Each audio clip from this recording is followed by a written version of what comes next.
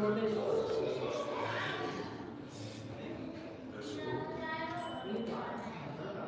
Get the vacation expect. And never a helper house. Things are already so difficult for my mom when she was diagnosed with Alzheimer's. And then she developed an agitation that began. She started driving me rushing out. And these things, one minute at night, these symptoms were different. So we have to help her. Is the only FDA-approved medication proven to reduce the risk of agitation and becoming connection to Alzheimer's disease. Elderly people whose initial goals and process of the Alzheimer's disease are both biggest symptoms of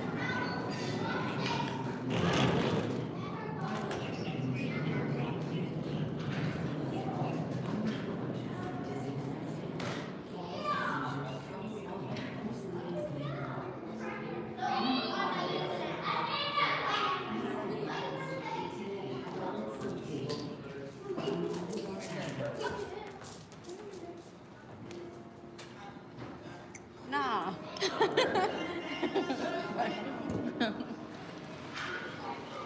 Okay, so we ready? So first thing first. Welcome to the roofing lifestyle.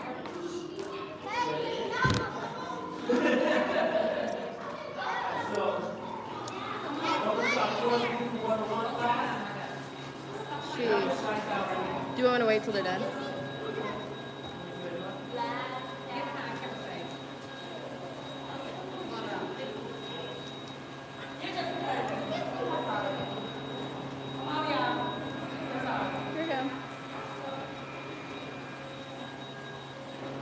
Y'all practicing today? Oh, we have a game. Real game? Kill it. Yeah, we're gonna kill it. Y'all gonna win. Hey.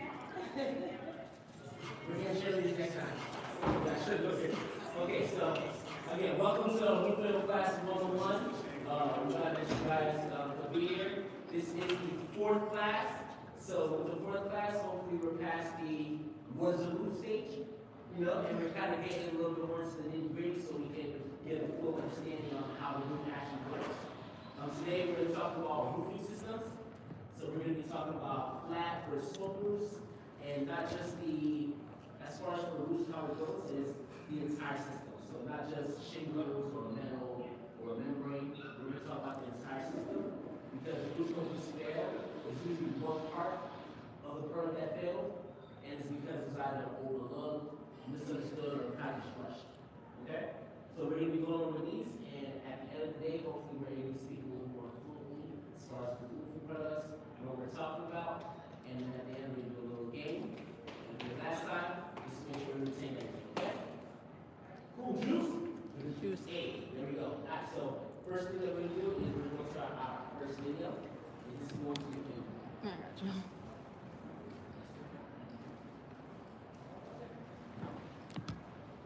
first one, again, we're going to be going over this one's going to be slope versus a flat roof. So slope roof just means when it has a pitch to it.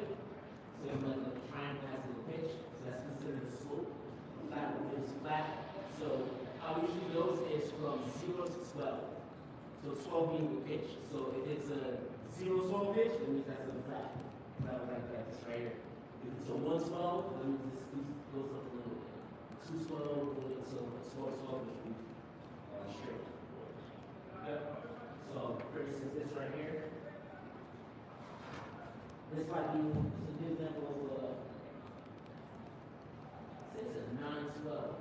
Remember last one had the pitch gauge? Yeah. I'll roll the pitch gauge out. I'll have this at right here.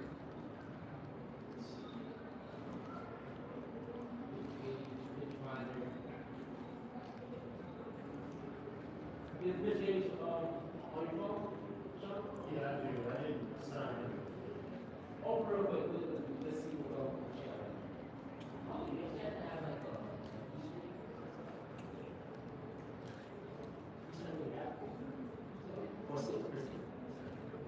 On our YouTube channel.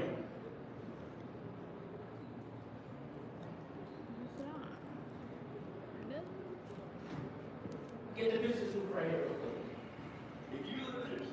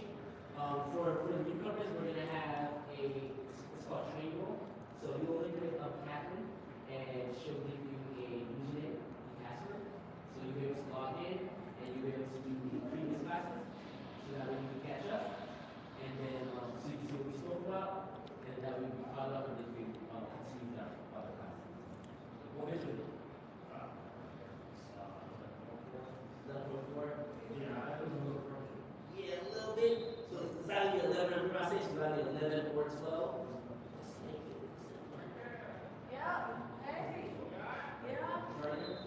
So you have this, so you know exactly. Okay, yeah, so again, we're going over a flat versus a slope roof. Slope just means that it has a pitch to it. And then we're also going to go over residential versus commercial, so we know the difference about it. That astral breeze.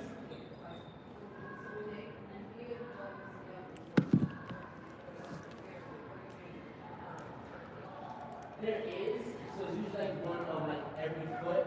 I'm gonna get the exact words for it. So I'll get the exact stuff. 45 degree. Mm-hmm.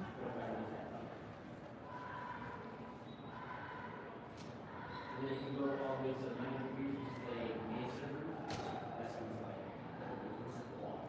You might see some of the houses that have like a wall on the outside. So it's a mason roof. That 90 degrees, that would be 90 degrees. Exactly. Good. This is 12. So you round that. So it's 0.4 and then you drop down to 0.5. Alright, so we get started. So we'll start with this video. The main thing that you guys need to do is take some notes. We were doing a little quiz, a little game at the end, that you guys remember last time. So make them nice and fun, make them entertaining, interactive. We gotta make sure we take some notes. So one roofing versus split roof, commercial roofing versus residential roofing. Which one is better? We're going to dive right into that subject here in this video. Let's get started.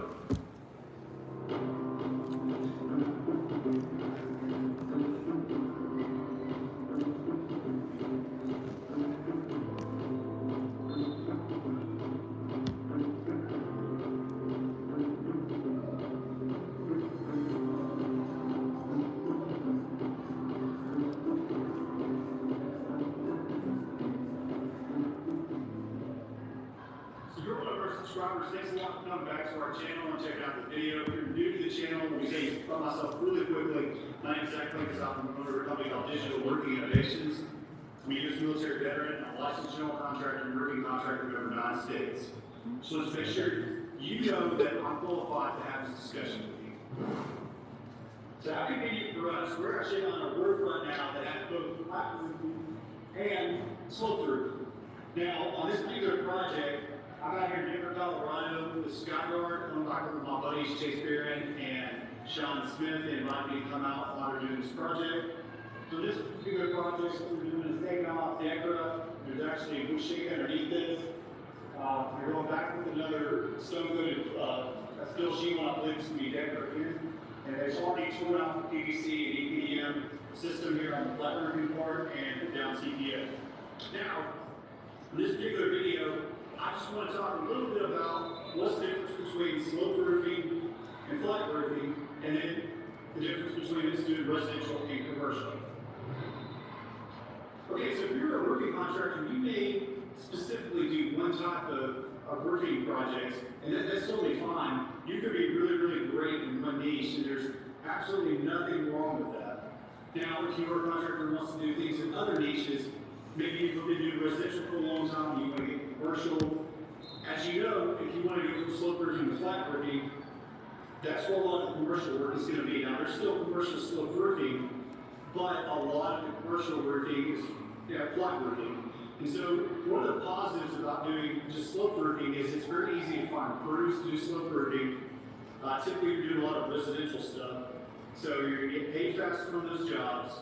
The downside of that is you're also going to have to do it full for homeowners, so the money flows a little bit differently, and you're going to be kind of personally responsible for making sure that you're getting paid. So whether you're a self-employed type of person or you have an office staff, you're going to have to be making sure that you're staying on those customers all the time and making sure you get paid. Now, when it comes to flat roofing, there are flat roofing residential projects, but most of the flat roofing projects are going to be more very commercial based. Now, one of the things that's a little bit more difficult on flat roofing is there's not a lot of great subcontracting crews out there to do the jobs. It's a little bit more harder to find crews. Another thing is you're probably going to have to have a little money up front. Some of these flat roofing jobs can be very, very expensive. So if you don't have the bankroll to be able to start doing flat roofing, you may have to stay in residential or just doing slope roofing to get your bankroll up so where you can start doing more flat roofing projects. It's not only about cash, you also can use a line of credit if you ever talk to your bank. Of course, in the last thing, there's really not a lot of flat roofing projects you're going to get paid a little bit later. And this we're going to talk about a little bit when we move to the commercial side. Is you may get paid a little bit later, and there's a lot of just different manufacturers. So if you've been doing slope roofing your whole life, and now you want to do flat roofing, you're going to have to meet a whole new bunch of manufacturers and reps and that whole 9 yards. And your local supply company, if you're using kind of a mom and pop supplier, may not have the products that you need to start doing flat roofing projects. Alright, so now let's talk specifically about residential versus commercial. So maybe you're only a residential roofing contractor and you only do shingles. Guys, there's nothing wrong with that. That's what makes you happy how you would run your company, do that. But if we're going to compare residential versus commercial, there is an opportunity on a lot of residential jobs to start making kind of the dollars that you make on commercial projects. Now, we're not talking about roofing Walmart, we're talking about some of the smaller commercial projects in some of these. There's a lot of really good money to be made in residential as well. Now, some of the ways that I think that you can make a little bit more money in residential is being able to offer some specialty type roofing systems. That includes metal, cedar shakes, slate, synthetic, any type of copper systems. All of those are higher end roofs. It's really hard to find, not only contractors that know how to do it, but also the subcontractors. So in projects like this, there's 400 squares of Decra or stone coated steel shingle that are going to be installing on here. And so you have to find contractors that. Just so you know, when he's saying Decra, that's a steel coated shingle. It's a metal shingle. Just so you guys know. Can do that type of work. So one of the bonuses on residential, particularly on shingles, is there is a. I was about to say, what the heck? Commercial break. The deck. Before that, Decra is it's a shingle brand, and it's a steel coated shingle. So it's basically like a designer shingle. When people look at different materials, that the most common is asphalt shingles, and then metal. So this Decra one is a steel coated metal shingle. So it's like a premium metal shingle. It has a 50-year warranty, and its impact resistance is higher than regular asphalt shingle. Impact resistance is necessary for hail, and hail hits the roof, impacts the roof, so you want the impact resistance. Fine, so contractors to choose from. Are all of them good?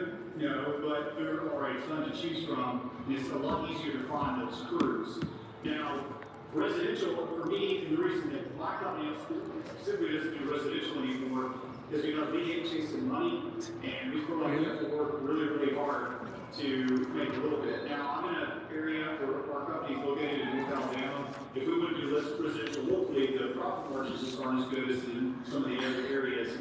Or the total size of the brick and cost of it is just less money, so the margins are a little bit higher.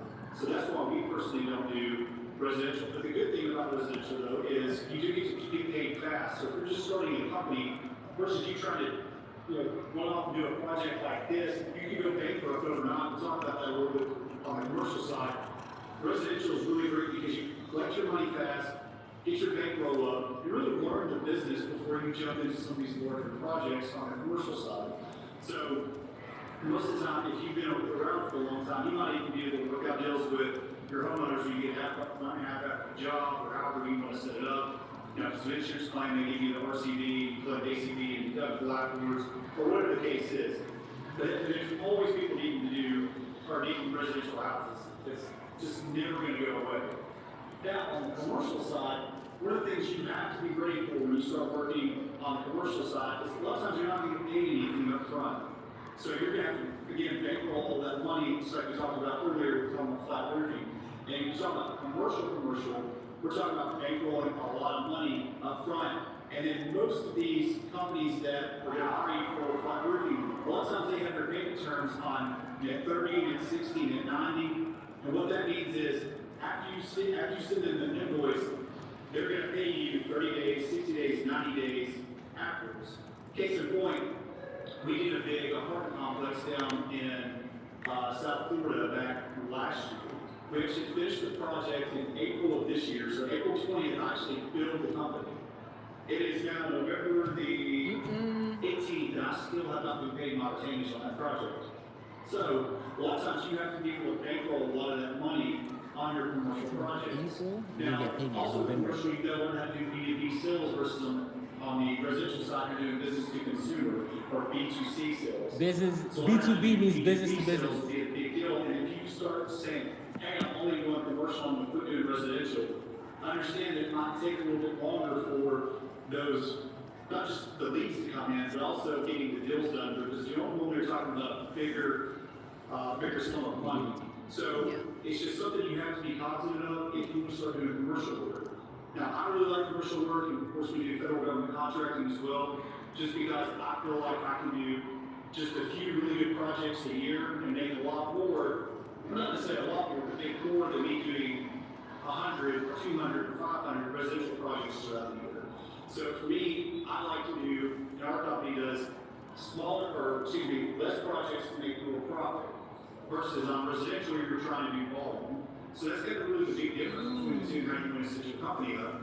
Now, if you want to do volume and you really like doing residential sales and stuff, do residential, man. But if you want to start doing more of the commercial work and you want to do more of the B2B sales and you want to do larger projects and just do less of them per year, and do these. Because I promise you, one of the things that I have to tell you in this video is if you jump off and start doing commercial projects, you have to be prepared. If you don't have a mentor yet, find a mentor and talk to them, because a project like this project's in excess of $1 million. If things go wrong, you can go bankrupt in a hurry.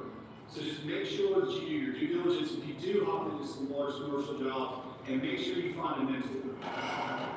Guys, thanks a lot for watching the video. You can't give us a thumbs up if you enjoyed it, and if you haven't subscribed to our channel yet, here's my official invitation for you to subscribe. I think we have a lot of great information for contractors out there. There's always additional work innovations we believe using a modern approach with traditional values. Have a great day. Okay, so every single building that we went inside of, whether it's this gymnasium, a house, a church, everything, they all have one thing in common, right? So someone has a comment there, and make sure that it didn't leak.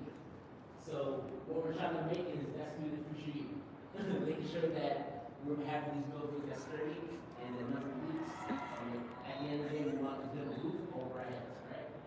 Okay, so as far as for residential roofing, residential is more for home. That's what people are living in, people live, sleep, raise their families. We're working on houses, so we're not working on factories. That's what we do residential, right? And then homeowners, what they care about really more on the residential side, they care more about how it looks. They care about how it lasts. It's warranty. And they care about the option. Okay, so that's the main thing with residential. With commercial is different. Commercial is big buildings, this is big moves. So commercial Progressive is commercial. big buildings, schools, warehouses, hospitals, malls. We actually were just did the discount mall. You know that? Yes, so we said discount mall, they're gonna be they're gonna be knocking down the discount mall for 30 months. And then they're gonna be putting a new building on there. So we're working on that project. We're actually doing this abatement, we have a word of meetings for the discount mall as well. But that's commercial.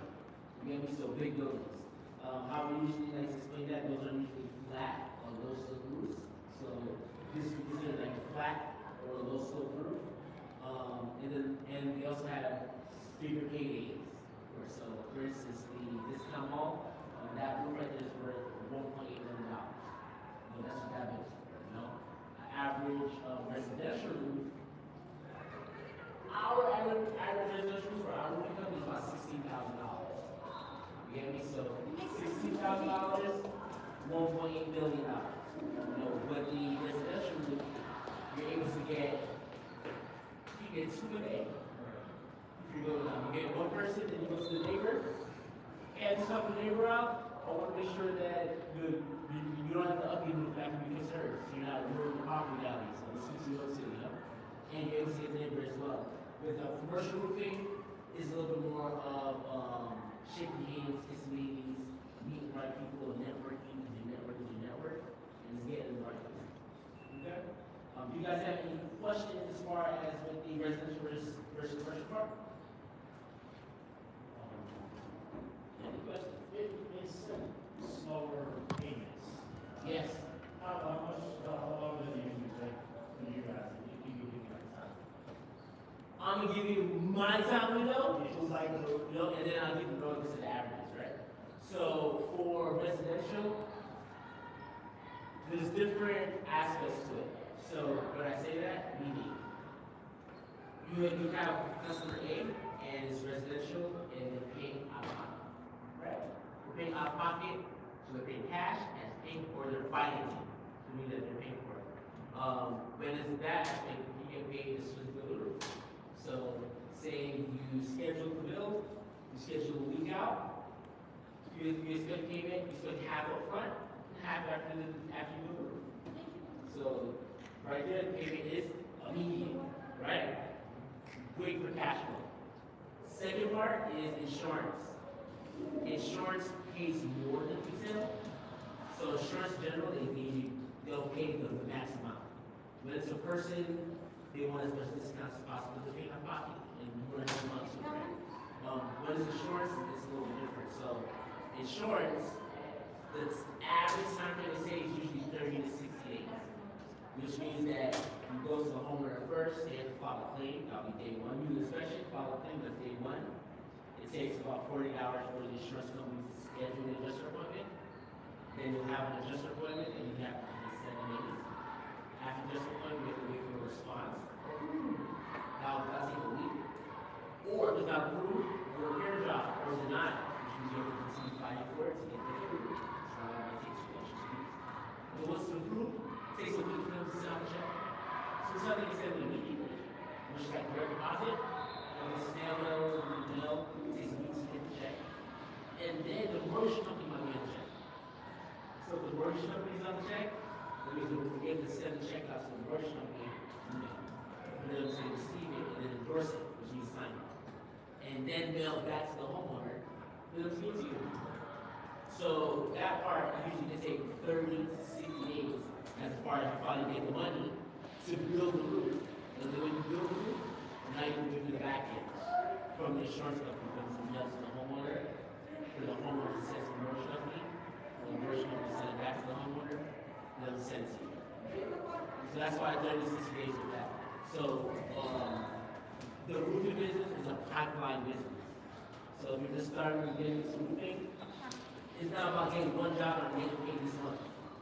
It's about I start working, I get 1 to 8 claims or deals start on the job this month, so I can get paid next week. You get me? Residential is different. It's even longer. So I don't know if you heard in his example, he said that he had a job that they completed, and he finished and billed them in April. It was November, last one. He's gonna get paid. And you can tell how he said in his demeanor is business as usual. It's not, oh, they're gonna pay me in. Oh my gosh, what's going on? When it's commercial, sometimes that's just how it is. A lot of times they pay on the 30s, and they have different kind of pay scales, which you negotiate with them. So that's how it is. With commercial short jobs, we usually take 9 months to a year. Commercial short job.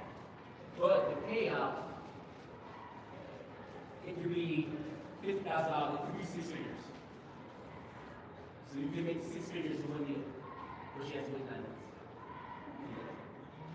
So a good thing, especially if you're just starting, one of the best things to do, the suggestion would be to start with residential. That's the best way to learn. And you can still do commercial too. Go commercial clients as well. But the commercial ones are going to take you 9 months to a year. So while you're waiting for those to come, you're getting residential jobs in the meantime. So that way you can still pay your bills and things like that. Juice?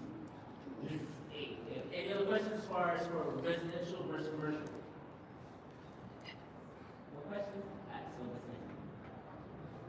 This one we're There's gonna always do a is jargon, roofing a certain language that the people in that industry speak. And unless you work in that industry, you have no idea what these people are talking about. So in this video, we're going to go back to the basics. I just want to cover the different parts of the roof and what they're called. So I'm going to start with the most basic term that you actually might have heard before. But this whole section here, from this corner all the way down there, that is called a slope. Some people call them facets. In this video, we'll call it a slope. Now, slope is measured by pitch. You can see this would actually be a very steep roof in real life. But you may hear your I just paused it real fast, just so you know. So this is with Roofing Insights. We have what's called the Roof Museum. So it's the first roof museum in the world. Roofing Insights, they are one of the exhibitors at the Roof Museum. So just letting you know where you're getting the news from. And Dmitry Lipinski, he's the owner of Roofing Insights. He's actually inducted in the Roofing Hall of Fame. So we're getting some good info, just so you guys know. Roofers talk about, oh, that's a 9-12 pitch, 10-12 pitch, that's an 18-12 pitch, which would be closer to what this is. But that describes the steepness of it. The higher the number, the steeper the roof is. Now down here, this leading edge actually has a name. This is called your eave. This is the horizontal edge of the roof. And this is where you have drip edge installed, starter strip, and this is where the roofers actually start the shingling process. Now the slope part, or the pitched part of the edge of the roof, is called your rake, or your rake edge. Again, you have drip edge and starter strip here. For the sake of this, we don't have drip edge, but on any home we build, we actually do put drip edge on all eaves and rakes. But when you have two rakes that meet, they form this big triangle. This is called a gable. So if you ever hear someone say, oh, you've got gable vents. If you look at the big triangle on the side of your house, you'll see a vent right here. That is a gable vent. Contact us at roofmuseum.org so we can get you your own copy so you can follow up with us, okay? Are made up of a couple different things. First of all, you usually have a rafter tail in here, and that's where the actual framing inside of this, which I'll show you in a minute, it ends. This is called your tail that overhangs the part of the house, and you have fascia and soffit. Fascia is what these gutters, what's right behind these gutters themselves. Now let's go in here. Now, roof slopes meet in primarily two different ways. In this case, we have two slopes that are meeting in a valley. There's a lot of different ways to do valleys. You have low valleys, you have no-cut valleys. This is what's called an open valley with copper W-shaped flashing. The reason why this is called a W-shaped flashing is because it actually looks like a bell. Now, when we come up to the top here, where two slopes meet at a peak, that's actually called your ridge. This black stuff you see right here, this is actually called ridge vent. And these shingles that are installed on top of the ridge vent are called ridge cap shingles. Now let me take you to the other side and show you what the opposite of a valley is.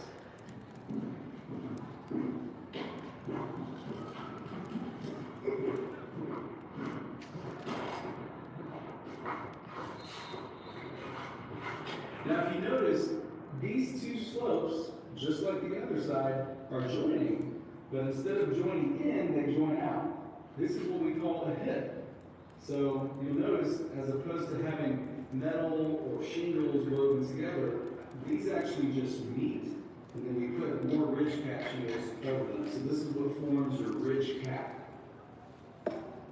Cascade Platinum Plus has the cruise weight power of God. Commercial break. Stuck on food. Cascade Platinum Plus. You have to think. It's muted for a second.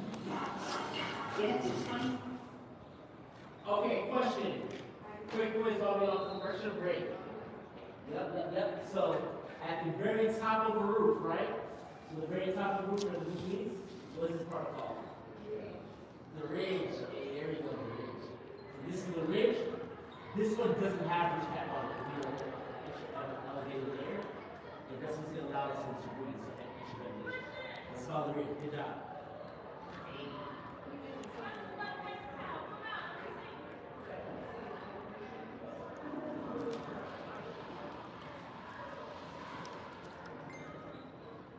It's an easy rate, it's usually like the outline, yeah, it's like the outline of the roof, so.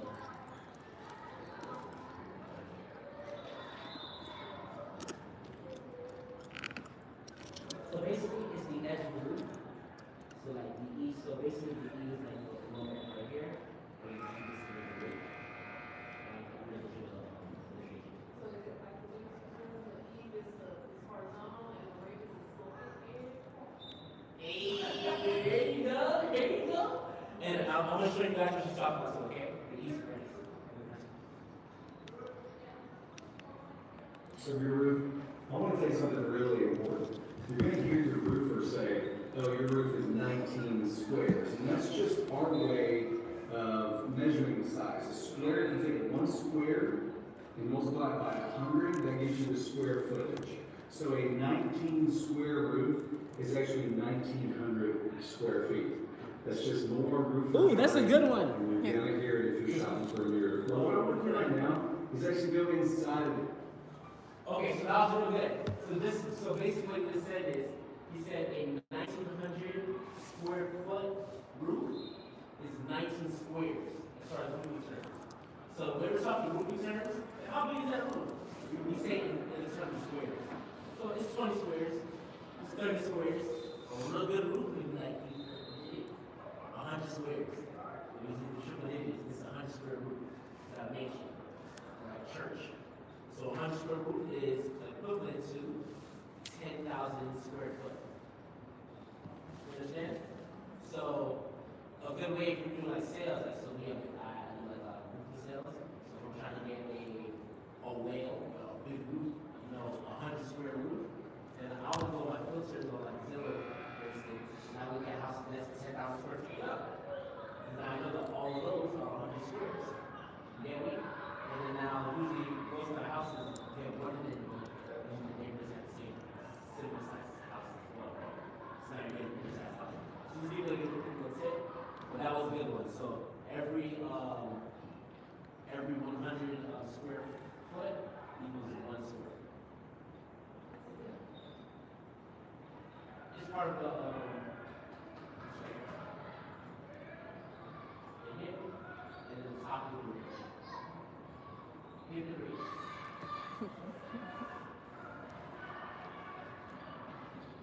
This thing. So I've got a little mock attic in here. Now I want to show you those rafters I was talking about because they're very important. So let's crawl in here.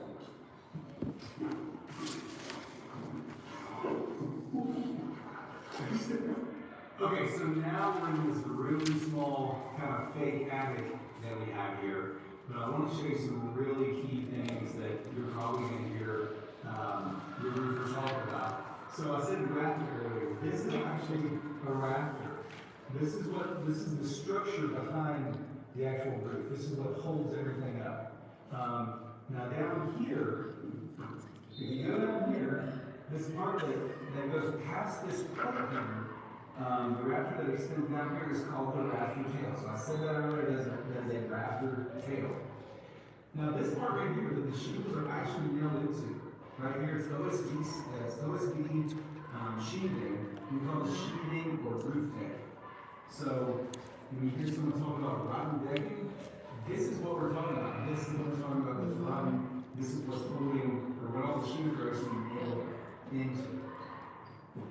Right here, this kind of simulates a stud wall. Like this is the outside wall of your house that all that hardy siding, in the case of our showroom, is nailed to. So this is a 2x4 stud with sheathing, and usually on the outside of the sheathing, you're going to have some type of moisture barrier, like a house wrap, Tyvek house wrap or something like that. Okay. All right, so now that we're out of that really tight attic, I want to talk about the most common flashings and the terminology used that you're probably. I'm gonna ask you what step flashing is. This type of flashing is called a pipe boot. If you look on the roof, it looks something like this. Hopefully the shingles are down more. But this is called a pipe boot flashing. This is used to seal off the PVC or the round pipes that are coming out of your roof. So that is a pipe boot or pipe jack. Usually for bathroom vents, things like that. This is a piece of step flash. This is used to flash anywhere the roof meets a wall or a chimney or something like this. And I'm going to show you on this skylight right here. These pieces right here, it's the same as this. This is step flashing. As you can see, it goes underneath all these shingles. And what this does is any water that hits here is going, instead of getting underneath the shingle, it's going to hit this metal pan and drip to the next one, and so on and so forth. Now, if this is up against like a brick wall or a brick chimney, there's going to be another piece of metal on top of that that's called the counter flashing. And again, I'm using this skylight as an example, but let's pretend for a second that this is a brick chimney and this gasket's not here. So if this is just pure brick, water can still come down and get behind this flashing. That's why we install a counter flashing on top of it that's either cut into the brick or has a bead of sealant here that's also very common to stop water from going down into it. So I just wanted to take a second and just cover the very, very basics. We get a lot of questions. We have a lot of customers who seem to struggle with the terminology. And I don't blame them because it's a lot to have to remember, and you're probably only thinking about it a couple times in your life. So I hope this video was really helpful. If you have any questions or comments, please post them below, and please like and subscribe for more awesome content. Thanks.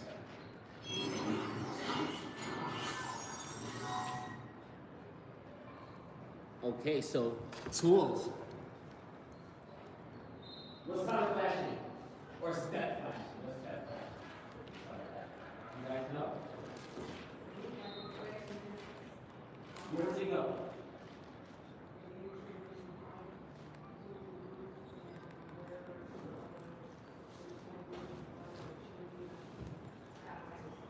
Yeah, so you have to do it. So basically, wherever it meets the wall. Yep, like the roof side. Oh, good, good. Hey, good job. High five. Okay, and then you're gonna say something, you ask it? You're gonna ask something, okay. What's the ridge? Right? The top? Yes, the ridge is the top. The ridge is the highest point where the roof meets. At the top, that's the ridge. Okay? Do you know what the hip is? Okay, well, what part is the hip? We need like a roof. I feel like it's like what the ridge is, except for in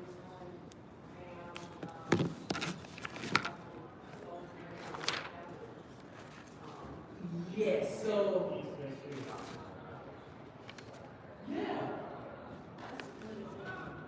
The opposite of a valley, so because a valley it's like a V, kind of, it goes in, so it's the opposite, it comes out, and it has a little hip part on it. Let's do that. And do we know what a rake is? Because a hip is the opposite of a valley where it kind of makes that V. Now, a rake, I'll show you guys right here.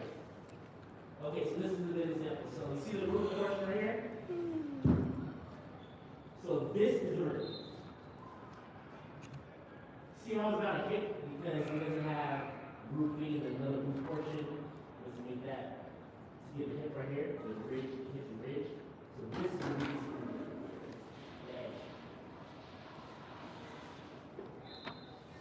So right here, this is the word.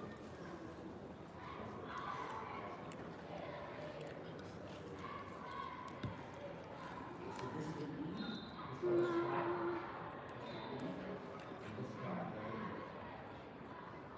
This part,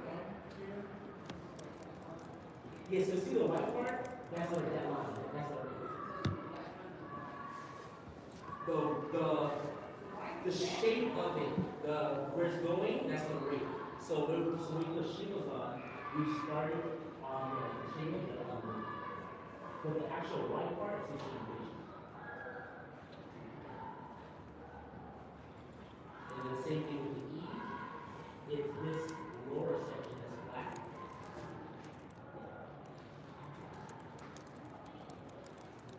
So the edge. The white part is fish. Let's see, the white part. Fish. Underneath is the soft. But where the shingles are getting laid up here, this is the rate. Yes. And then the edge right here, the flat edge, that's considered the E. The flat edge of the E, then it makes it like this, that's the rate. Alright? Good? We getting there? Okay, cool. And so what we're gonna do, we're gonna play Jeopardy, so we can answer some more questions. We're gonna get to the TPO, so we can keep the class going. TPO is for flat roofs. So this is more for commercial roofing. And this is with Roofer Coffee Shop. Roofer's Coffee Shop is a Holly Zimmer and partner of the Roofing Museum as well. They have all the roofing education all around the United States, North America, and Canada as well. So we'll get some updates and then we'll move on.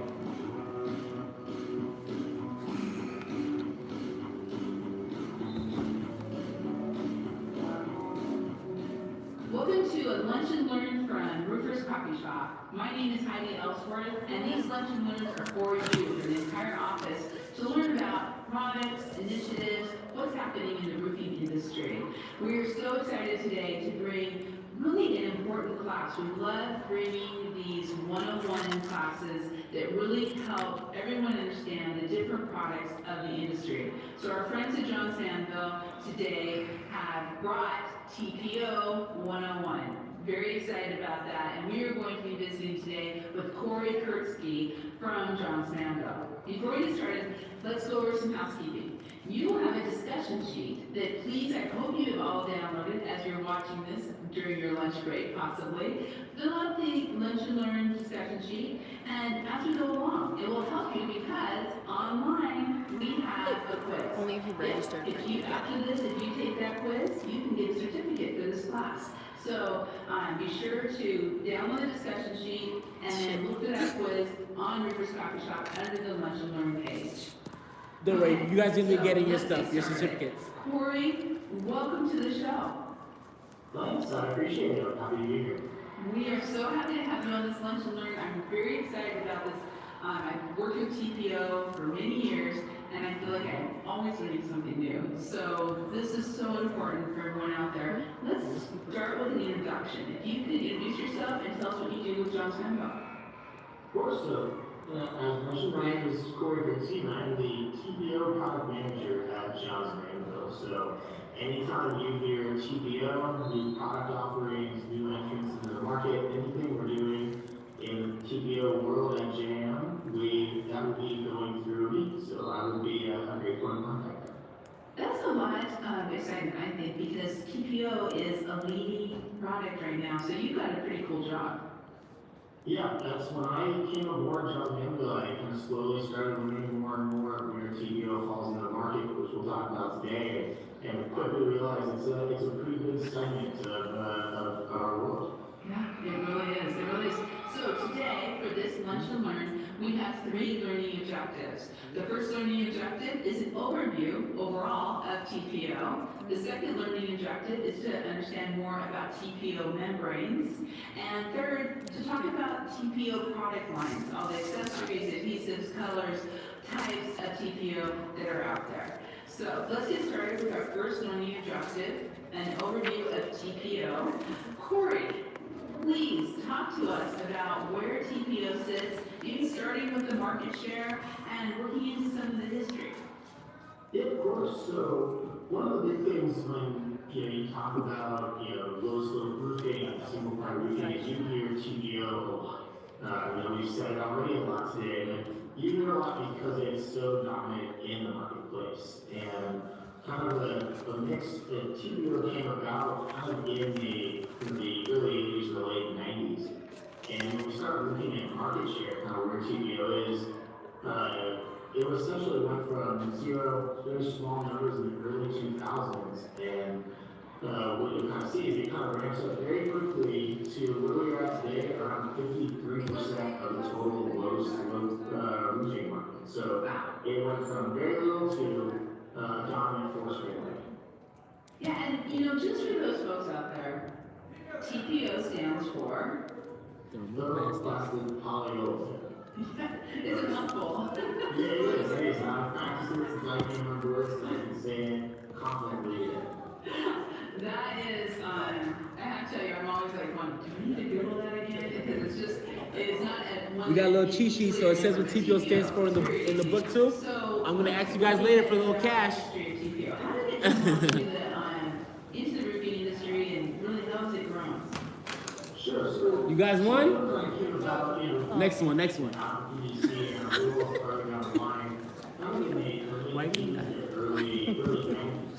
So by the time it kind of came over to the U.S., it was around 1993 where we were playing with the idea of They all look sad. we really started to see kind of an interest when we started to look at enforcement of TPOs, calling some string inside to the material.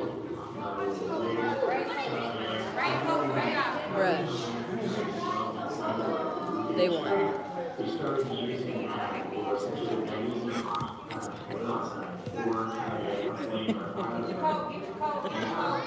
Have them all sit.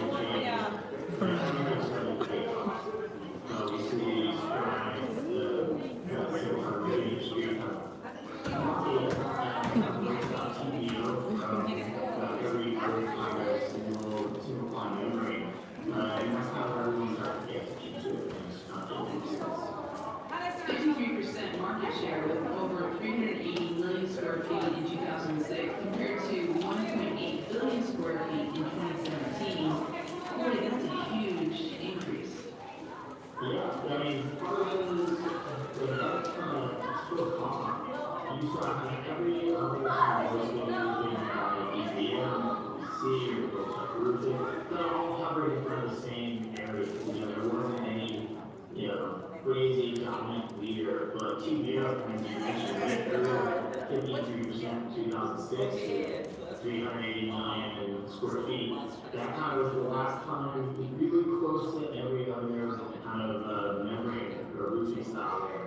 And it just continued to go, I'd say, from about the same as every other membrane style to that 53% of the market. So, if you think that every other roof is going to be a TBO roof. It's gonna be here. Goddamn. Just show the class and show them that we're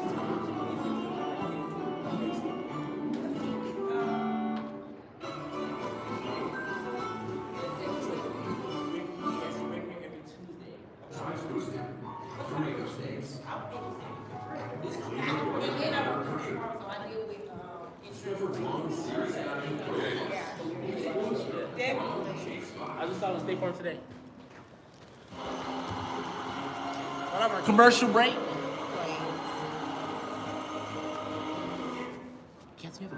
So first, this class that we're doing is the roof museum. So just use this take one. So you have it. So that's the roof museum. But let me get your contact. Yes, so let me get that to these girls. In the 90s, late 80s, it came over from Europe, is that correct? Right. Absolutely. So over there, I think it's a flexible polygon. And then over here, equally also calling it TPO. So that's our plastic. And when TPO really started hitting the market in late 90s, 2000s, what were some of the advantages or some of the things that really made contractors look at it and say, ooh, I think this is going to be really good for our business? So, I mean, one of the great things, which is kind of like looking itself to the large roofs, things that people really want to be able to do a little faster and more efficient. And durable, is a key global member. By that, what I mean is we can essentially take a hot air welding machine and we can make a permanent seam. So where two layers of TPO overlap, we can kind of make that permanent seam. Water's not going to get through that. So that steel condition, and that goes over the entire roof. So now when we used to have layers upon layers, you needed to have kind of special details. Now you essentially weld down a seam 100 feet, 200 feet, and you get essentially what looks like one clean sheet. So for all labor savings with a line durability and knowledge that you know you're gonna have this waterproof solution on the roof. And it was also one of the first really white roofs when everything started coming out, productivity. How did that, when that first started to come out, it made quite, I can remember it. I can remember when it was coming out and we had all black roofs, now we had white roofs. How did that work? So, that's kind of when we talk about, we talk about like, why is it the fastest growing segment of the market? I mentioned e-mobility, labor savings. The other is reflectivity. If you were to look at kind of where the top states, the top markets across the U.S. for TPO, it's California, Texas, Florida, Georgia, areas where heating concerns, has a lot of energy goes into trying to cool down a building. But if you, as you said, using that white membrane compared to say a black membrane, some kind of darker built-up roof, you're going to reflect a lot of that heat away. White reflects heat, black tends to absorb it. So real quick, that's actually something that's real big. So when you see flat roofs, you'll notice that most of them are the color white, right? They can't change colors. So there are different colors as far as TPO, but they're mostly all white because they absorb heat, so they're more heat resistant. So a big thing in Georgia right now, more specifically, so listing all the states that they have is states that are supposed to be very hot. So Georgia specifically, Atlanta, they just gave a new ordinance on the air, and the ordinance is for cool roofs. So with the TPO being white membrane, that's definitely cooling the roofs. But also on the residential side, they're starting to plans and ordinances to make the roofs cool because it's messing up with global warming and it's heating up the temperature 13 degrees in Atlanta. So they're trying to lower that as much as possible. So that's the main thing as far as for the TPO that is always white. I always use it wonder why. The reason I wonder why is because I like to be on the exterior designing part.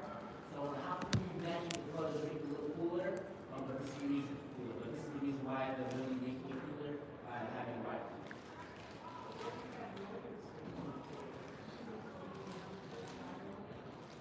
Did you have some northern states in particular, just in general? I'm not sure why, like these states in particular. I do know for a fact as far as California, Texas, Florida, Georgia, is literally because of the heat. So they have like literal, some states you can't even sell a roof unless it's cool. And Atlanta just made that new ordinance in June that has to be a cool roof as well, whether it's installing. They haven't enforced it fully yet, so people are still getting away with it. On residential too. Yes. So they just did it on residential roofs as well, cool roofs. But the thing is, the technical part of that is you can't get a cool roof in Georgia yet unless a special order from California or Nevada. Because the manufacturers only sell cool roofs in these states because the whole state made it mandatory. Right now, Atlanta made it mandatory, but it's just Atlanta. So Gwinnett County is not mandatory. So the manufacturers have it sit to all down here.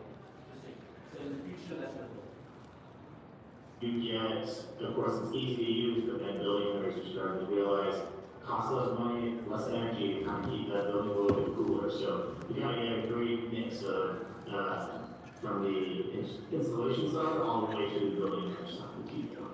Yeah, that, I remember all this as it was happening. It's great. So let's go into our second learning objective since we're just leading that way perfectly. Our second learning objective are the TPO membranes themselves, how they are put together, what it's about. So Corey, it's an interesting product in that it softens when heated, hardens when cooled. How does that all work?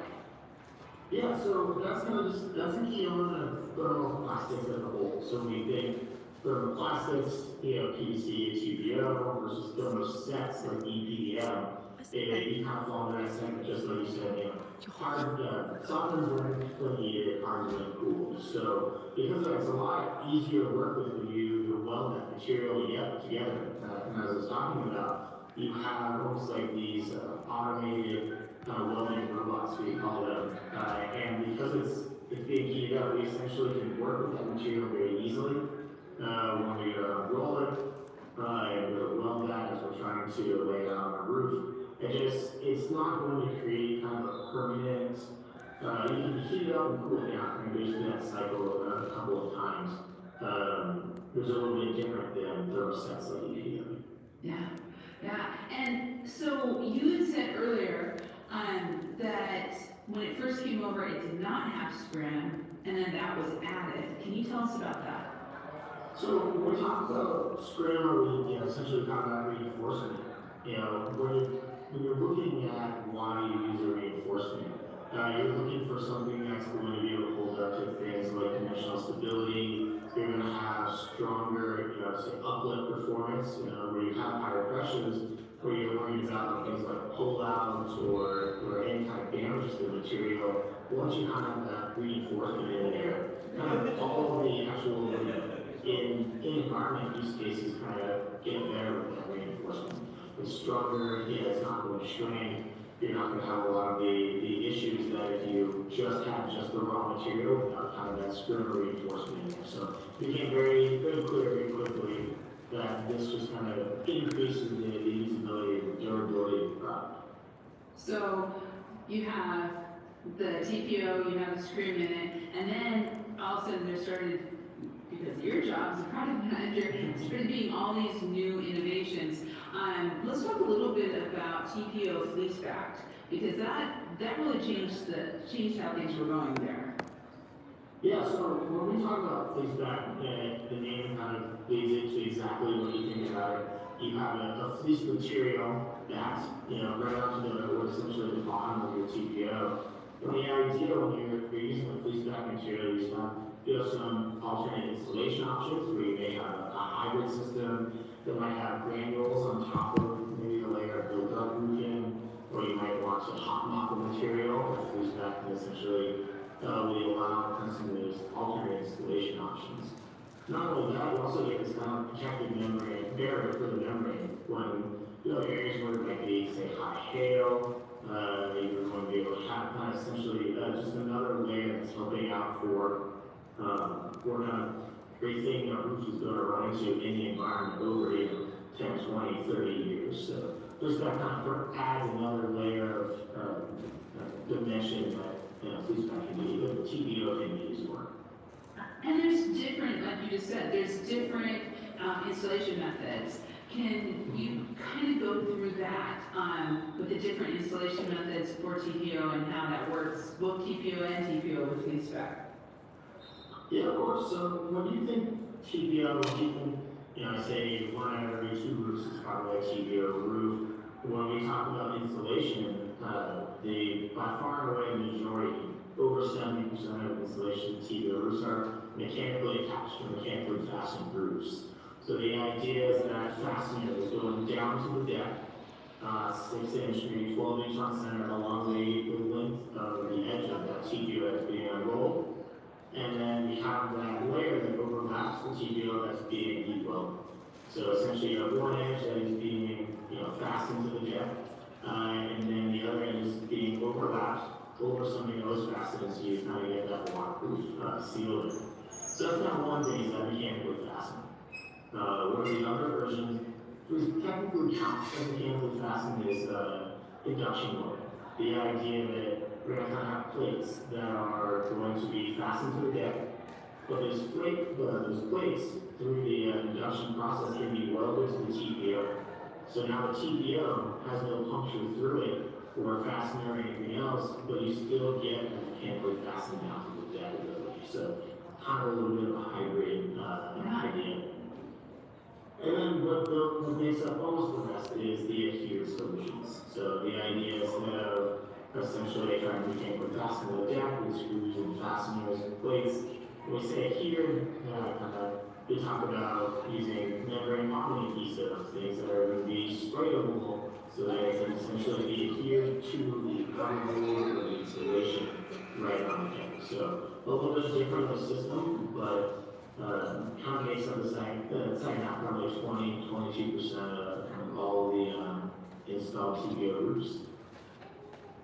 And then the last bit, it's The last thing I was trying to say is, we always have a hybrid solution, and that's exactly what we mentioned with the flea stack, where you might have, say, multiple layers or something with granules on top of it, kind of like built roofing, where you want a flea stack solution to kind of come over there. So it tends to be much smaller, single digit percentages of any installation, but it is a part of the market, it is a part of our business, and it's a part of solutions that people design.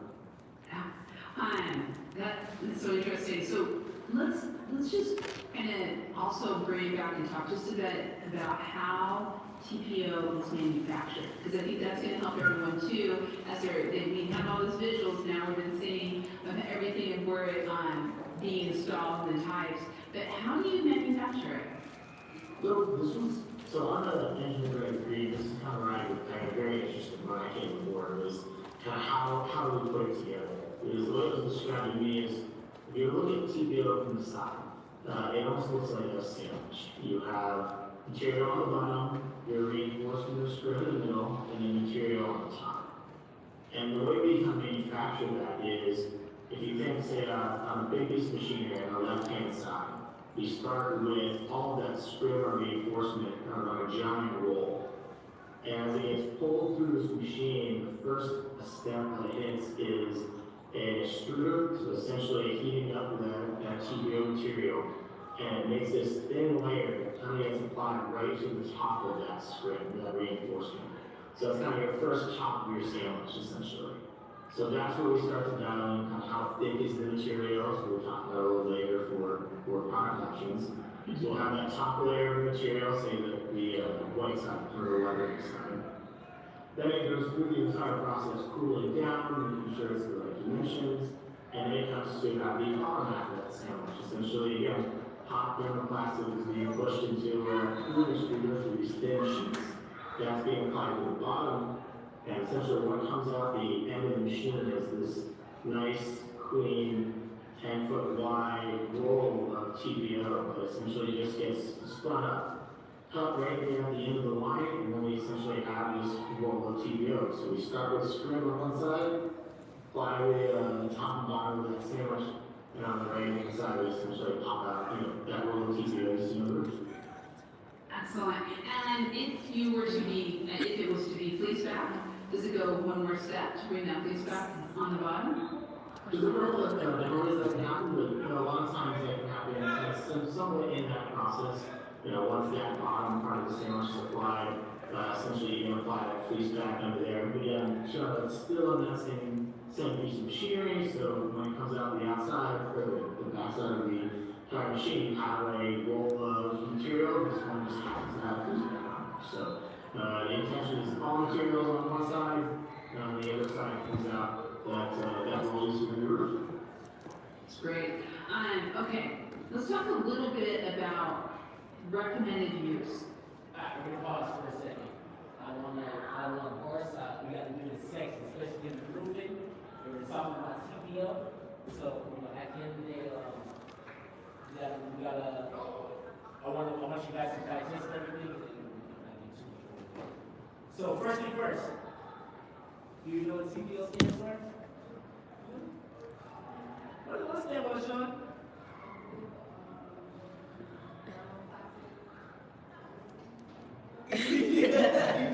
Oh, you did good.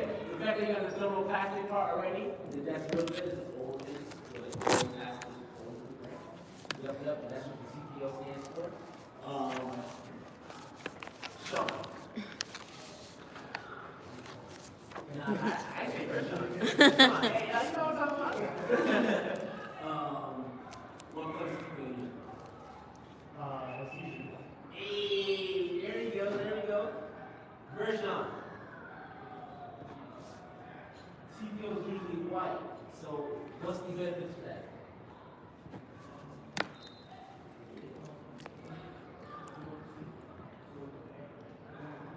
There you go. Okay, so almost, but you were on the right track. It doesn't absorb heat; it reflects heat. Yeah, so it's a difference.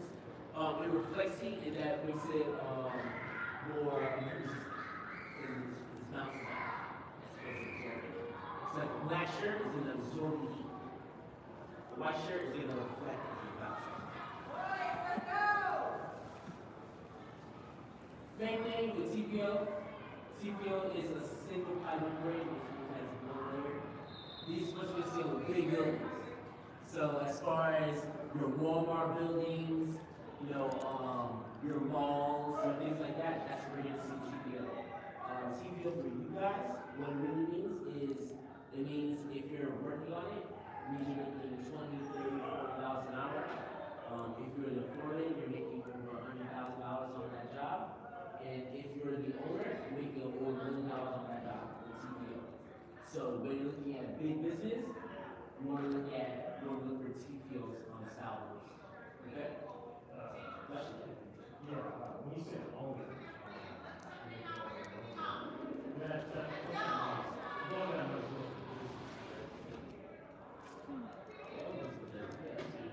You're the owner, so yeah, it goes to the business, goes to operating expenses, so they're the profit as well.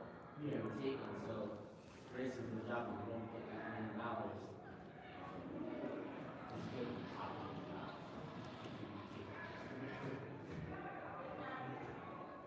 Any other questions? As far as we're doing the CPO or just in general right now?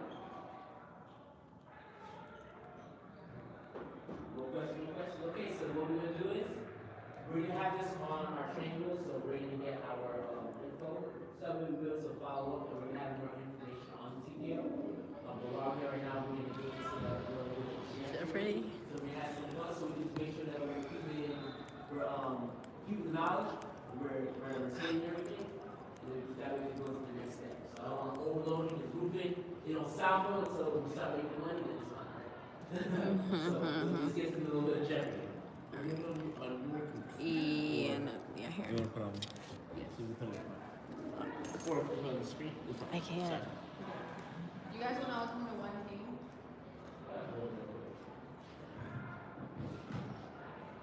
So we have to tap. You want to put music?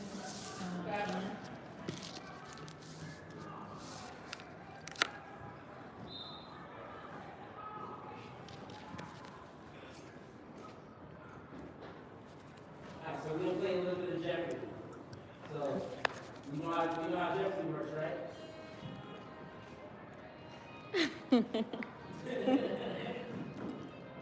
Okay, so we need to ask some questions.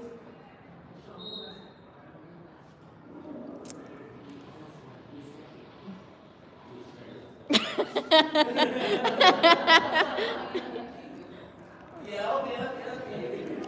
You're not here to defend yourself, so we will give you that. Okay, so with the Jeopardy, how it works is we have different categories. So we have residential roofing, commercial roofing, residential versus commercial.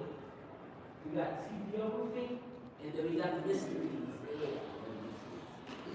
What we're gonna do is we're gonna be counting the points. So we'll start. Tina. I usually do 4 counts. Okay, so we got Tina. So Tina's gonna start first, and then once Tina starts, then after that we're gonna do it by the winner. Yeah, we do the set the hand, right? That's it. Yeah. Yeah. Yeah.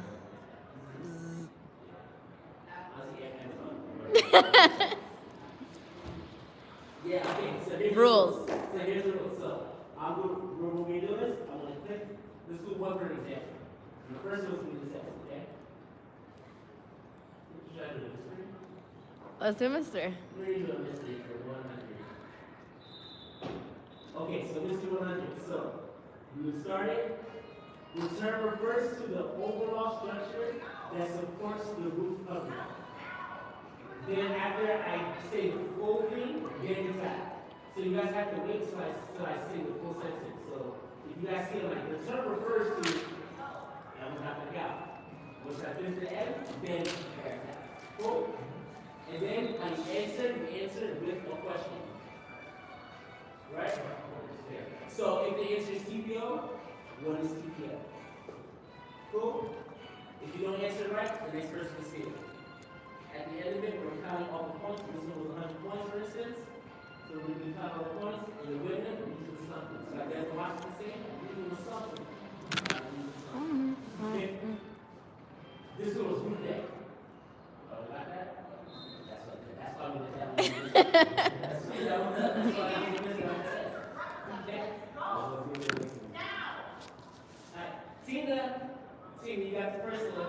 want to think?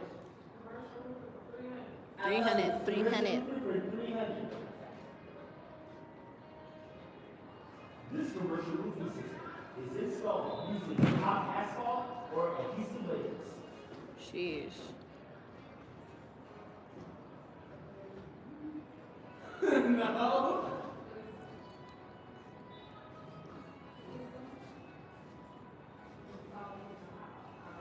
What kind of system?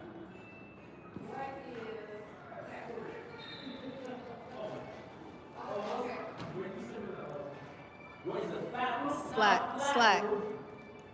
What is volume adhesive? Okay, so again, this commercial roof system is installed using hot asphalt or adhesive layers. You said bonding adhesive? Ah, it was close. Shit, no, that's residential roofing. Okay, so No this one. one, built up roofing, BUR. Bar. This is built up roofing. And this is on the commercial side, so. And look, that's the first one. On the first side, on the first one. Boom. And that's the first one. So now we know. The answer is there. Okay. Alrighty. Tina, you get the next one. Yep. Commercial roofer for 200. She was trying to big one. Okay. This system uses large sheets of roof material instead of individual shingles.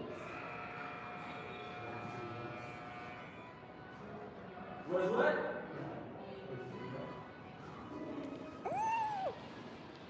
It's a type of TPO.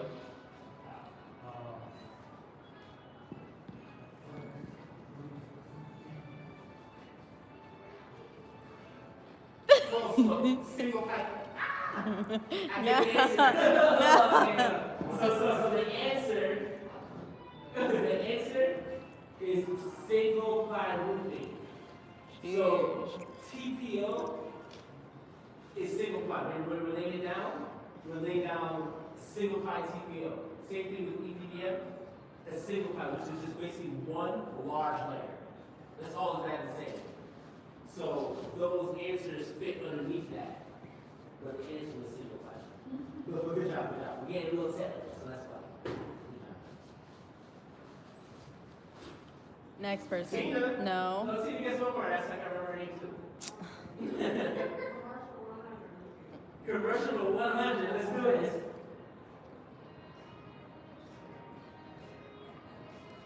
Most commercial buildings have this type of roof slope. Who's first? Sheesh! In the middle. Hey. All right, come on.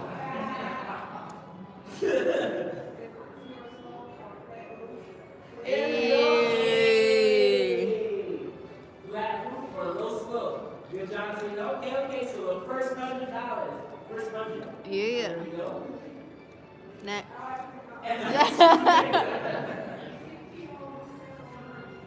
TPO roofing for 100. Let's do this. Now we're getting started. TPO stands for this type of roofing membrane. Thermal plastic. Good job. Hey, well done. How much was that? That was for 100. TPO for 100. Thermal plastic, poly. But that's it. Good job. Ready? I didn't know you could pick a show. That's really good.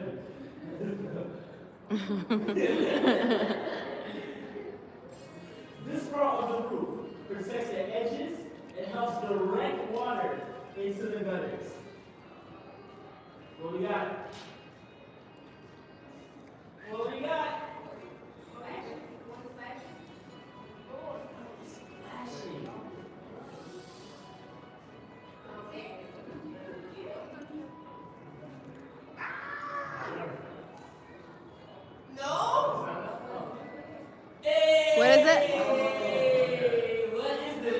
How much? So that's for the Shaw. The Shaw got 300. 300. 300 points. Yeah, so again, so this part protects the edges and helps direct water into the gutters. So your drip edge, it goes on, if you go to the first page, your drip edge goes over your fascia.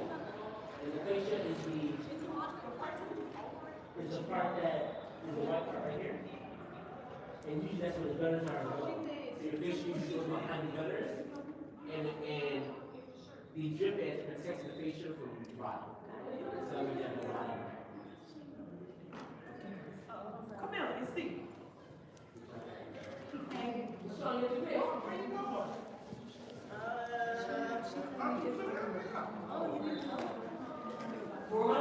And This roofing type usually requires more frequent inspections and maintenance.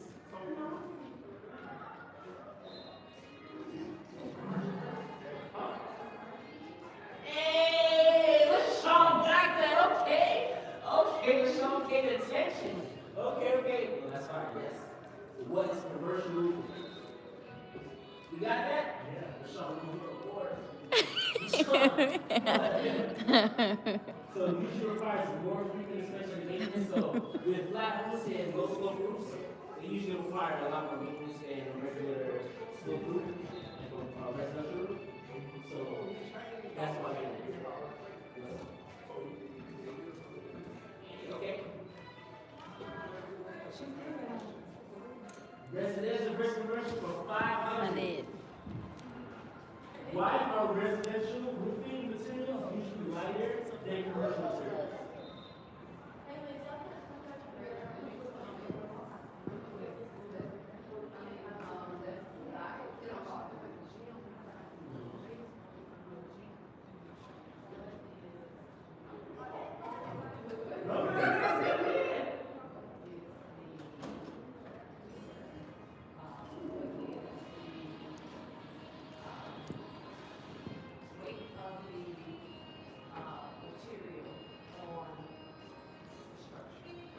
Hey, good job. Poles are not designed to support heavy loads. Good job. Commercial roofing is, hey, good job. Shoot. There we go, Tina. I don't know why, but like in my head, when whoever says say that, I say I. And then that's how I remember it. And that's it for the first like 30 minutes. And I'm I don't know why. He died. Residential versus commercial is 300. Which type of roofing typically has HVAC units installed directly on it? No. You gotta do that again. Captain's picking up a number from 1 to 10. What's the number? 5. What's the number? What's the number? 5. 5? What's that? Hey, okay. What we got? It's HVAC units usually working. So what's that? HVAC units, what is commercial? Good job. Hey! How many? What is commercial? Yeah. So he's on the board, 300. 300. 300. What is commercial? Good job. Good job, guys. Which one you picking? I'll give it mystery. Mystery, which one? Mystery 200. Let's do it. Mystery 200.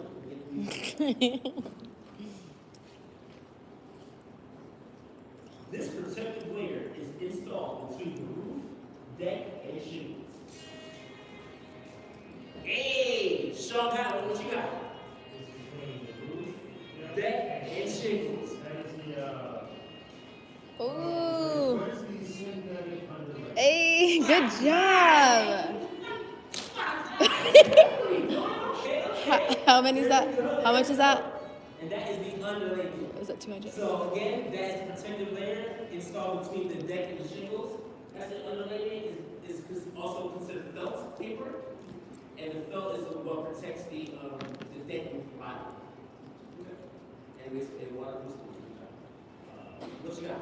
This is residential. Residential 200. Residential 200.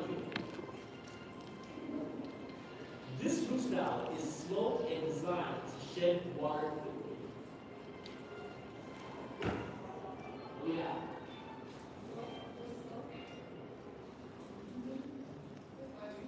Pitch or steep slope roof? Hey, raise the roof, Tina. Okay, okay. 200? That one was for 200. Yep. Good job. Hey, Tina, Yeah. you learning. Residential roofing for 400. Let's see what you got. This material is often used on higher end homes and can last 50 plus years. Say it again? I don't think we went over that. Okay, so the answer is yes. When you said the brand.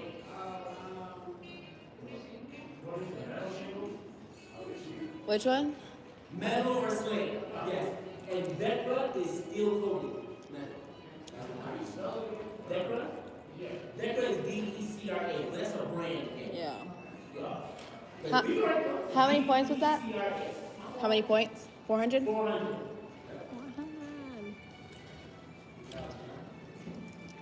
You just pick.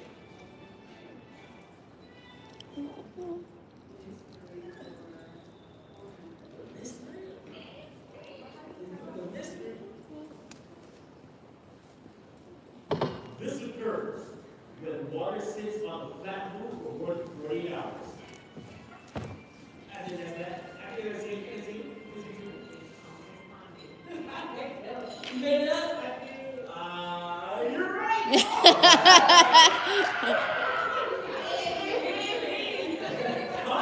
How many points?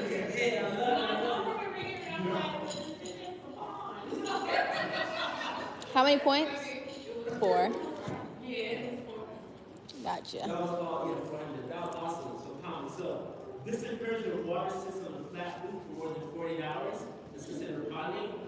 What's a real good situation with that, a good example, is, especially like now, how all roofs are falling, and then the leaves, they settle on the roof. So if it rains, all of the water is going to stay in that one area. It's considered ponding. And that's what you don't want that causes this. Yeah, so that was a real good one. Richard, you got Tina? This three this.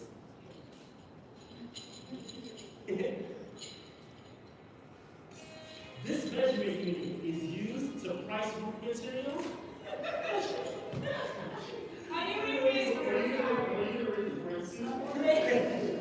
Let's do that again.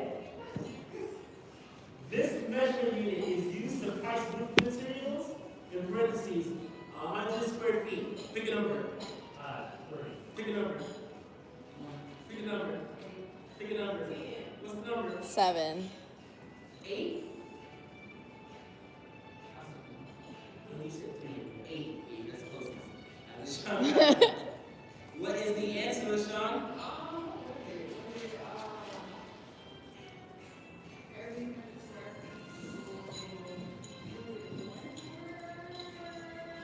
Are you asking me? Oh, the question? Yeah. You always supposed to ask a question. Good job.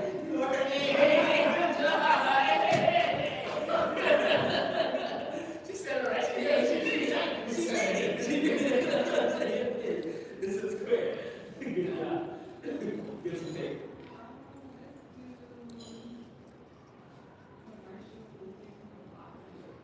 Commercial for 500, let's do it. The 500 already? Oh, what's the square foot with? Hold on. 9, 10, 11, 12. Tina has 1,200. Tina has 12, okay. LaShawn has 1,400. Okay. Rashawn has none yet. Yeah, you must say And then Sean has 600. 600, okay. Sean, He got that. you got this one. Look, let's get those 4 right there. That's it. You gotta get your way about the small things. Alright, ready? So which one? You said roofing residential for 500? Commercial for 500? Let's do it. Get the music on. Music. This factor is most critical when designing a commercial roof. Foot traffic, equipment, or aesthetics?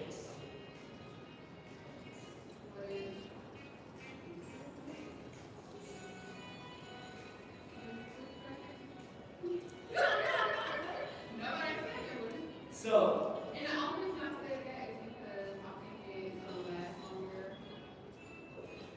It lasts longer.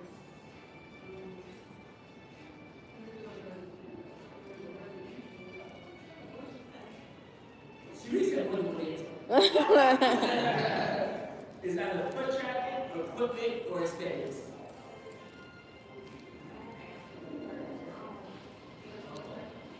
Is it foot traffic? You have the wrong answer. I have the wrong answer? What does it say? Equipment load. So you have both your foot traffic and equipment. Oh, shoot. It's equipment. Yeah, the equipment load is the most important. Exactly. Look, I was in the press and I was like, oh, God, kind of. Yeah. There's equipment and the foot traffic we said. So she got that? Oh, okay. Tina got it. Tina got it?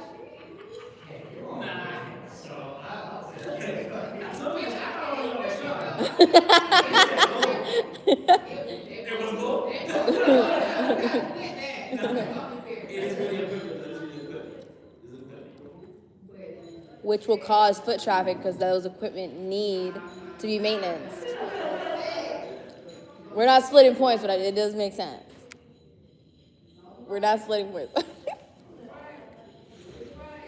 That was awesome. We didn't have that one up in the air. So don't count it for no one? Bonus, huh? Don't count it for no one? Not that one. Just Okay. have both answers off the answer. Just good. I'll be mad too. If I'm trying to win. I'm cheating. For the second time. Oh no. Whoa!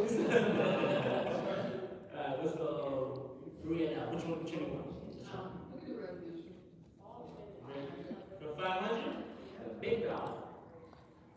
This roofing component prevents water from entering around chimneys and walls. I think it was, yeah. What is, I just saw it, oh my God, I just saw it. What is, 5, Like 10 seconds. 4, 3. 6. That is a long time. 2, 1. Nope.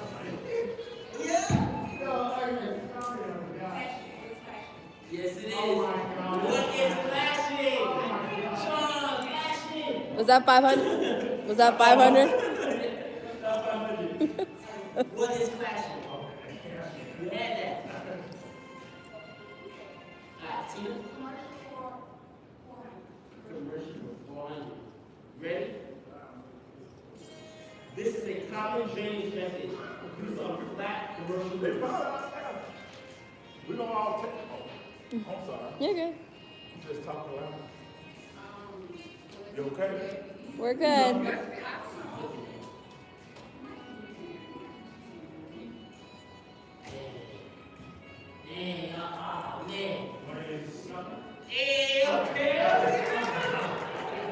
Was that 400? And that was for 400. So look on the page on common commercial flat roofs. Look on this page. Common commercial flat roofs. The third one to the last. What is scuppers? So now you guys know we're talking about drainage on flat roofs. Scuppers. Yeah. So when you guys go on a TPO roof, $1 million roof, you know, you're about to make some money. And then how do you drain it? Oh, yeah, scuppers. You got it. Good? Alright, what's up, Sean? Which one? I think, TPO roofing for 300. This color TPO roofs helps reduce heat absorption and energy costs. Pick a number. 8. Pick a number. Pick a number. Pick a number. 3. You said 2 people said 3. You just said 3. So now you gotta do another number. So you didn't care, but rock, paper, scissors real fast. Okay. Nah, that's not one. You do it. That's not one. Rock, paper, wait, what is it?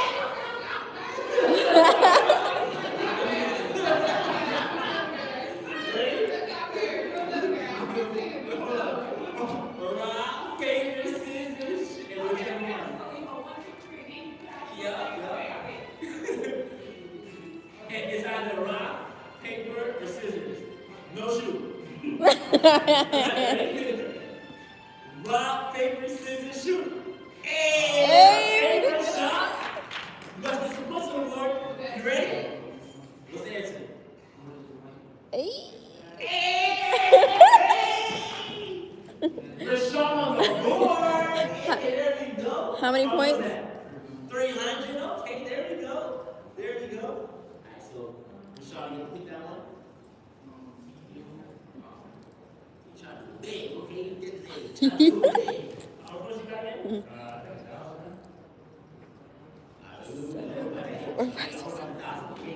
Yeah, he does. he does.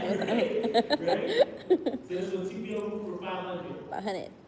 Name one advantage of TPO over traditional asphalt roofing. It changes with the, so, if it's cold, it's hard, if it's warm, it's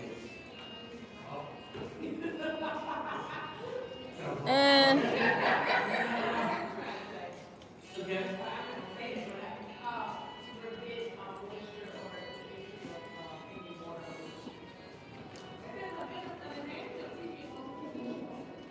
Over traditional roofing, asphalt. So it has to be something that the traditional asphalt roofing don't have. Okay, cooling. What is cooling? Wait. Traditional asphalt has that as well. So that's not it yet. Yeah. Chemical resistance. That is one of them. I do remember that. Yeah. How much was that?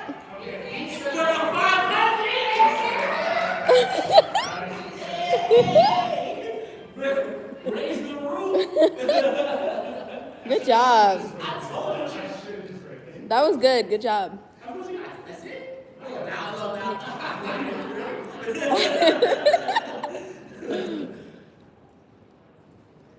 What you got, Sean? TPO. This is it. This is it right here. TPO report. Y'all ready? Make sure everybody ready. Y'all look at your papers. Y'all got your papers good. TPO. So that means that might be the answer. Might be that it's probably commercial. It might be on this side. This one. Oh my god. 400. Week 7, we've been doing the Jeopardy, but we've been doing money. So week 7 is the first one. TPO seams are sealed using this method. Ooh. Yeah, you got it.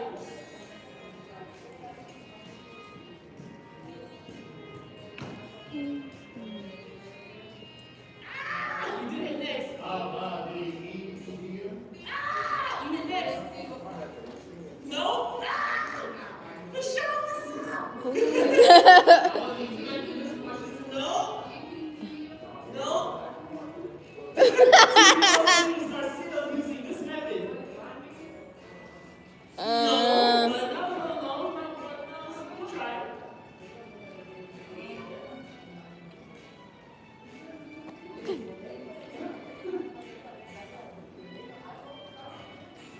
What you got?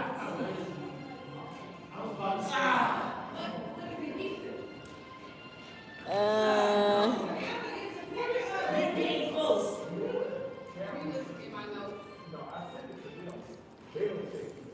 Oh, that's it. No. Okay, so with TPO, right? TPO and seams are sealed using this method. So we put TPO on. So we put TPO on with the heat gun. So we're heat building. So the way that the seams are sealed is with heat. Heat welding. Wah, wah, wah. These are the- So it was a modified pavement, but it was specific. Modified pavement is a type of roof. It's a roof color. So it will look like, you know, like the white stove, it'll look like that, but that's not the answer, that's the roof color. If the house is installed, then that's different. Because like the modified bit is installed by heat building. I should have said. Yeah. Oh yeah, so right there, by heat building. Yeah. So the seams are sealed, that's how we seal this. So like a TPO roof, we're gonna patch it, we have a patch, we put it over the damaged area, like say like the white patch, and then we heat gun and we seal this. And that's, How's it going? How's it going? Rashawn, get on board. You ready? You ready? You got this, bro. You got this. Let's do 500. We gotta be quick. I already see LaShawn. She ready. She ready. She ready. LaShawn, ready. Ready? I'm put my hand down. I already see she ready. Alright, so. Stop it. Alright, ready? Right. This is gonna be so easy. Team, you got this. You got it, right? Sean,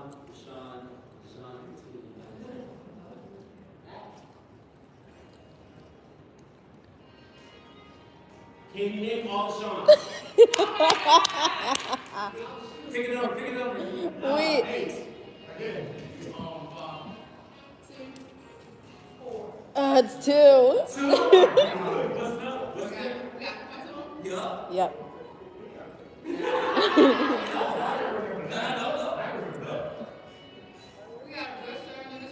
No, no, no. Who's the Sean?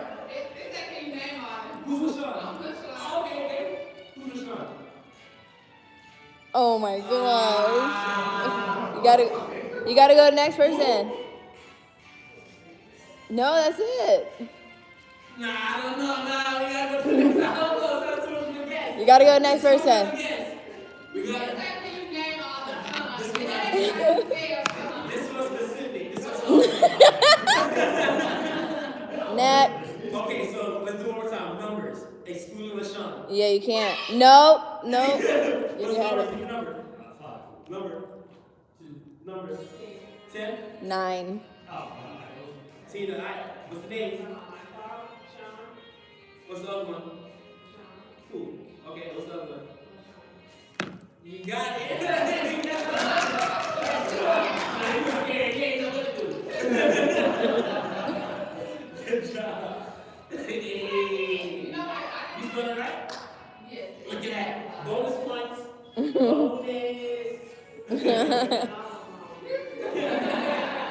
That's for the next one. Spell them. Which one you got to?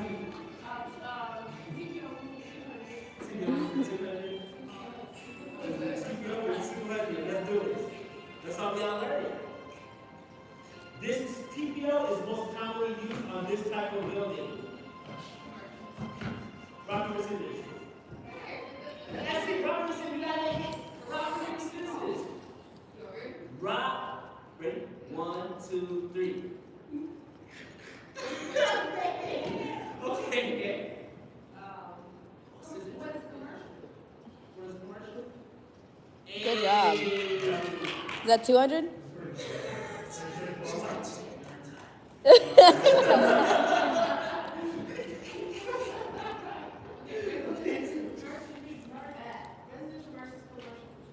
For 200, okay, let's do that. Residential roofs are designed mainly for appearance, while commercial roofs are designed mainly for this. That's definitely the shot. That's definitely the shot. I don't know how to the body to the last one is. I don't know.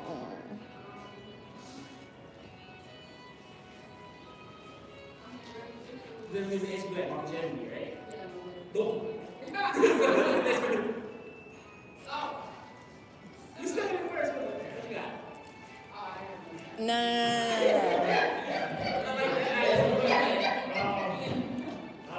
Design maybe for,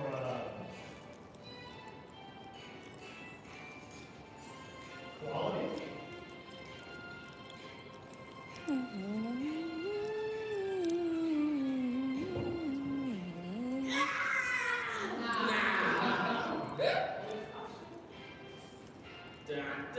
Sheesh. This is a grand slam.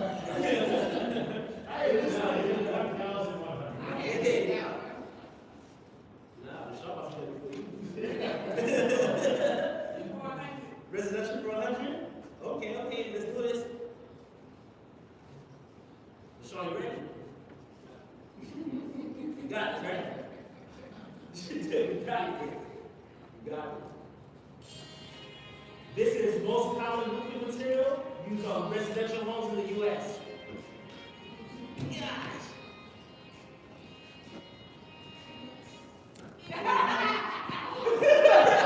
Not the last. Shingles? Yes. What are you gonna say? That is absolutely right. Yes. That is the Asphalt shingles. how much? First shot, guys. You know why it's wrong? Because there could be metal shingles. We all There's type wood shingles, yeah. cedar shingles, you know? So asphalt shingles is the right answer. How many points? That's the real answer. Yup, good shit. Good job. Alright, ready for the last one.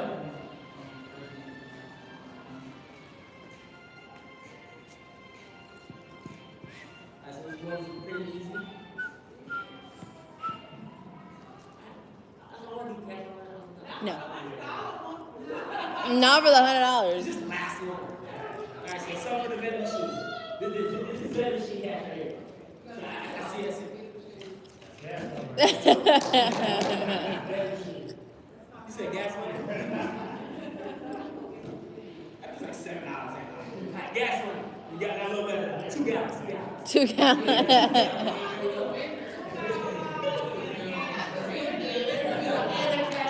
To get more money. Yeah.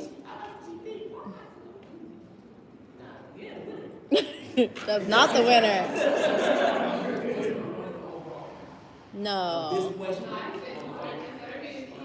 That means y'all gotta be fast. We're not think of a number. This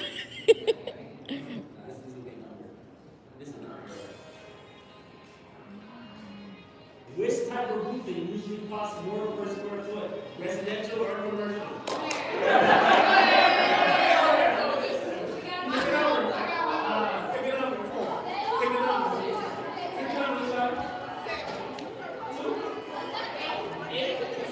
One.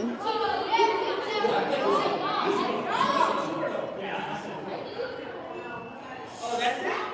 Don't give it to him yet. You messed up. You gotta answer with a question. You gotta get it right. Answer with a question.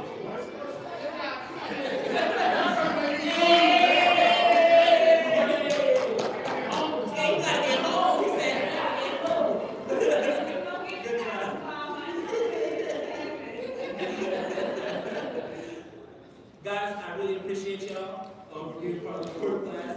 Hopefully you guys retain a lot of information and growth with you guys. Next one is going to be on Tuesday again. How many we have on this side? Ooh, a lot.